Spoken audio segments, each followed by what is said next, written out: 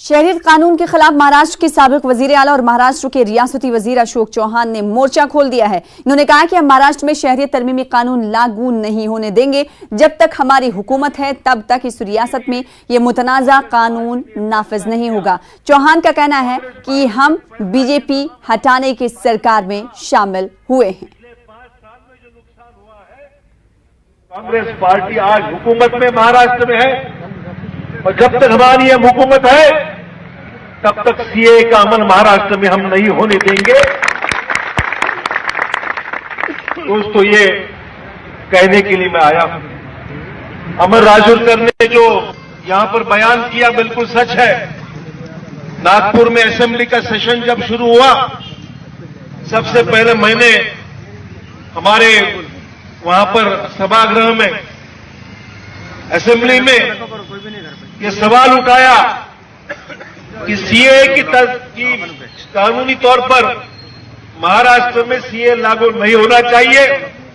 इसमें चर्चा होनी चाहिए, इसमें बहस होनी चाहिए। बाबा साहब अम्बेडकर जी ने इस देश को दिया है, उस संविधान के खिलाफ कोई भी हुकूमत नहीं जा सकती है, चाहे वो दिल्ली की हो चाहे वो महाराष्ट्र की हो। और इसीलिए जब कानून ऐसे बनाया जाता है कि किसी कौम को, किसी समाज को बाहर रखकर बाकी को अलग करने का प्रयास जो होता है वो गलत है।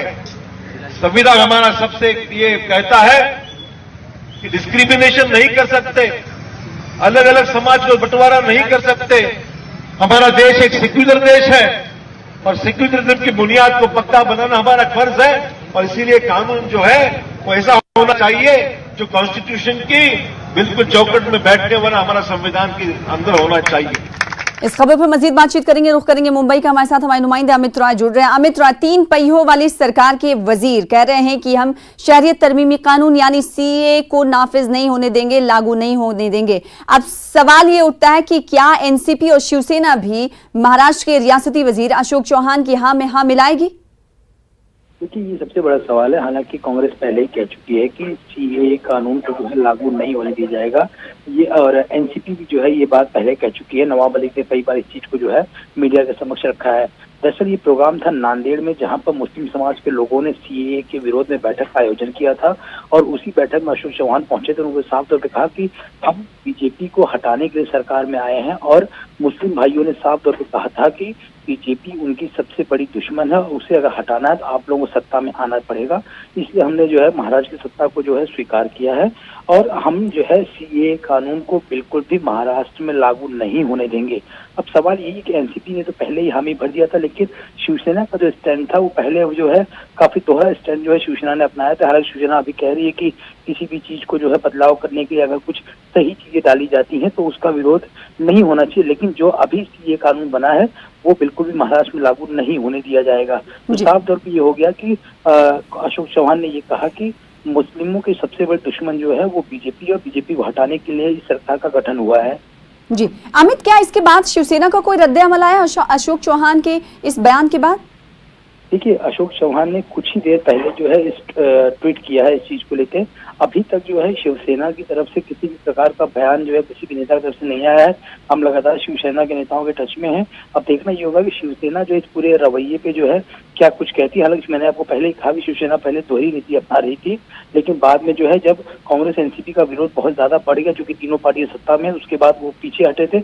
लेकिन अभी तक जो है सीए कानून पे पूरी तरीके से शिवसेना का रुख जो है तो स्पष्ट नहीं हो पाया। उनका साफ तौर पर कहना है कि अच्छी चीजें लाने के कुछ बदलाव किया जाए तो बिल्कुल सही है। तो अगर इस कानून में भी बदलाव होता है, कुछ पॉइंट्स जो है अगर उसे फेरबदल किया जाए तो शायद शिवसेना इसका पक्ष ले सकती है, जैसा कि मैंने पहले देखा। लेकिन अभी इस बयान के बाद जो है शिवसेना का कोई भी रुख जो है सामने नहीं आया है। जी, ये बात अमित राय पार्टियों, सियासी पार्टियों की रही। अगर बात कानूनी कर ली जाए तो हमें ये मालूम है कि पार्लियामेंट से पास हुआ कानून उस को लागू करने से रियासती सरकारें मनाही नहीं कर सकती, यानी इग्नोर नहीं किया जा सकता, उन्हें लागू करना पड़ेगा। ऐसे में क्या लगता है मुख्तलिफ रियासतों के वुज़रा या फिर उनके नुमाइंदे की तरफ से जो बातें कही जा रही हैं कि रियासती सरकार इस कानून को नाफिज नहीं होने देगी, लागू नहीं होने देगी, आखिर क्या लगता है कि लोगों को वर्गलाने के लिए या भ्रम पैदा करने के लिए इस तरह पार्टियां कह रही हैं, क्योंकि कानून तो इसकी इजाजत ही नहीं देता? देखिए, एनसीपी की तरफ से जो है पहले बयान आ चुका था। नवाब मलिक ने स्पष्ट किया था कि ये जो सारे कानून है वो केंद्र यानी गृह मंत्रालय के अंतर्गत आते हैं, इसमें राज्य सरकार का कोई भी हस्तक्षेप जो है बिल्कुल नहीं होता है। लेकिन क्योंकि जो स्टैंड लेना है पार्टियों को, वो अपना स्टैंड ले रहा है। एनसीपी ने भी पहले अपना पक्ष रख दिया था, कांग्रेस ने भी अपना पक्ष रख दिया था।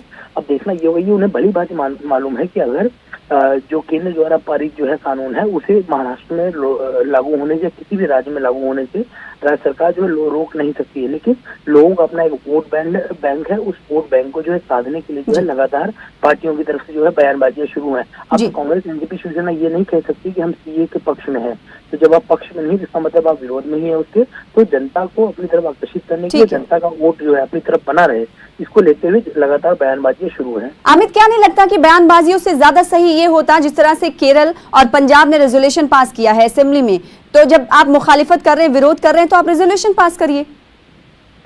देखिए, तीनों ही पार्टियों की सहमति से ये सरकार बनी है, जिसका नाम जो है महाविकास आघाड़ी दिया गया है। कई सारे ऐसे मुद्दे थे जिस पर हम देखा कि हमने तीनों पार्टियां जो है एकमत नहीं दिखी, तीनों एक दूसरे के विरोध में दिखी।